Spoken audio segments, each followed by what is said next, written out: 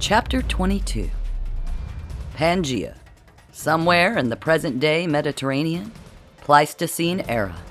Saturday night, 11:57 p.m. Central Standard Time. Bill stood in the quiet living room of the Sanders Grand Vacation Home. The blue light of the moon and a small corner lamp his only illumination. He made his way on silent, slippered feet to the stables, remembering Jim's pompous announcement the night before about the dune buggies, having considered briefly just jumping out and identifying himself to the group, a group currently including himself, and explaining what would shortly transpire. But that would mean explaining what would shortly transpire to the group, and he found he'd rather keep the entire embarrassing incident private. After this quick correction, even the Teasleys and Whitmores need never know. There in the garage under Esteban's apartment, he found 2 buggies, keys dangling in the ignition. Unsurprised to discover they were electric, as Jim spoke incessantly about airborne fossil fuel toxins. Jumping in, Bill raced towards the valley, careful to follow the beaten ferret path. The pop and colorful spiral of fireworks arcing overhead as he punched the accelerator. Pulling to a stop near the strip of jungle between the road and the valley where the group currently cavorted, Bill scanned the area for himself, finally spotting past Bill on all fours, crawling towards the trees. While sneaking closer to the midnight picnic, he inadvertently stumbled upon a very naked Esteban and a semi-nude Susie Whitmore, intimately entangled. "Well, hello, Bill," Susie cackled as Esteban blushed. "Whoopsie-doodle," Bill whispered, backing away as gracefully as he could, only to be startled several steps into his retreat by his wife's sudden appearance at his side. This Marci wasn't yet angry with him. Her dazed eyes regarded him happily, swaying a bit as she danced around him. Bill's eyes widened as he spotted his past self.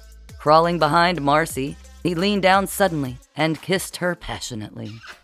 Marci smiled up at him loopily, glancing over her husband's shoulder to spot a second Bill crawling on the ground. "Marci! Bill! Come on!" Amber shouted from the valley. Confused, Marci turned her gaze back to the Bill in front of her, who announced, "I gotta piss. Meet you back at the blanket?" Bill turned, stalking himself through the trees, trying to decide what to shout to make his other self stop when the Bill on all fours smacked headfirst into a tree. "Bill," Bill whispered urgently. "Hey, Bill, come to myself. Me, come to me." He heard a sudden low keening sound behind him and turned cautiously, the hairs on his neck rising. He pulled the gun out shakily and held it in the direction of the monster in the tree, knowing he could never pull the trigger. The monster was wearing Marci's pink shirt on her legs, Marci's sweater set tied around her midsection, and a Christmas sock on her left hand.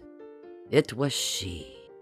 She was watching both of these Bills, crouching quietly in the low branches with a look of such sadness in her liquid brown eyes. Bill felt himself walking towards her instead of away, his right hand held out to calm her, the gun in his left hand dangling ineffectually. She grasped his outstretched hand, bringing it to her face and sniffing it before licking his palm gently. Bill recognized her turned lips as a smile and stepped back, intent upon dragging his other less sensible self away to sleep off the drugs. But as he turned, from the corner of his eye, he caught the glint of metal to his left, behind a tree in the bright moonlight, just as he heard the muzzled pop of a gun, saw the flash of the muzzle, and felt the wind of the bullet whizzing past his ear, burying itself in the dead trunk of the tree behind him, sending him tumbling to the jungle floor.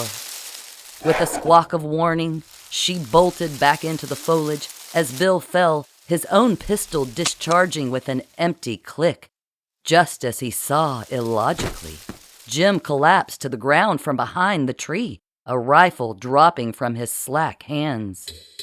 Bill gazed down at the unloaded gun in his own hand and back at Jim's prone body, realizing with a shiver of apprehension that his borrowed gun hadn't been loaded.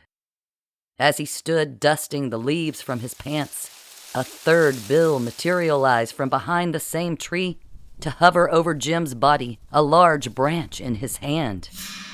This third version of him dropped the branch, running past Bill to check past Bill, who greeted third future Bill with, "Hello, me," then allowed his future self to help him stand.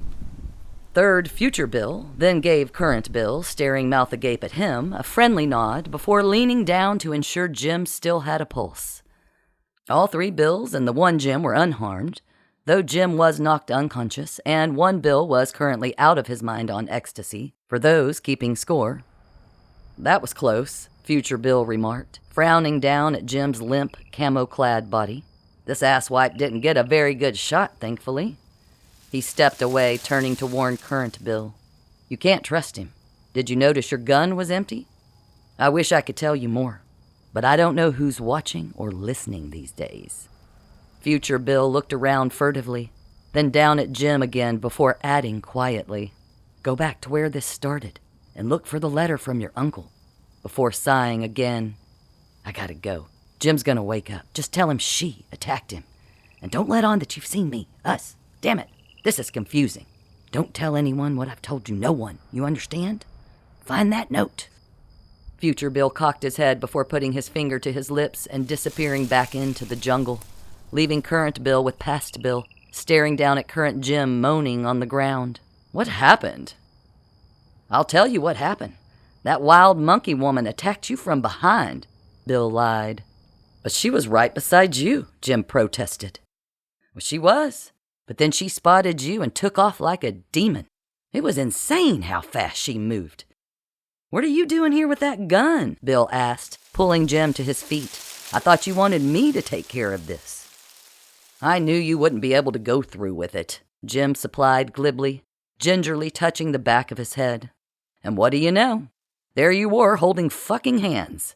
Are you two in love now? Is that what this is?" "Oh, fuck off, Jim," Bill grumbled. "She's harmless, and now she's gone, you've scared her off with your big gun, big man. So let's just get out of here."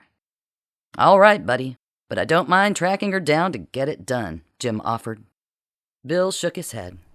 Jim shrugged before striding confidently ahead, adding, "If you say so. I've got to get home for lunch anyway. See ya, neighbor." "Yeah," Bill nodded, glancing over his shoulder at past Bill, now speaking softly to a random ash tree, oblivious to their presence, and waved as Jim disappeared with a wink. "Thanks for your help, buddy." Boom, whoosh. Bill returned to the hidden dune buggy and drove back to the stables, confused and dispirited. Boom, whoosh.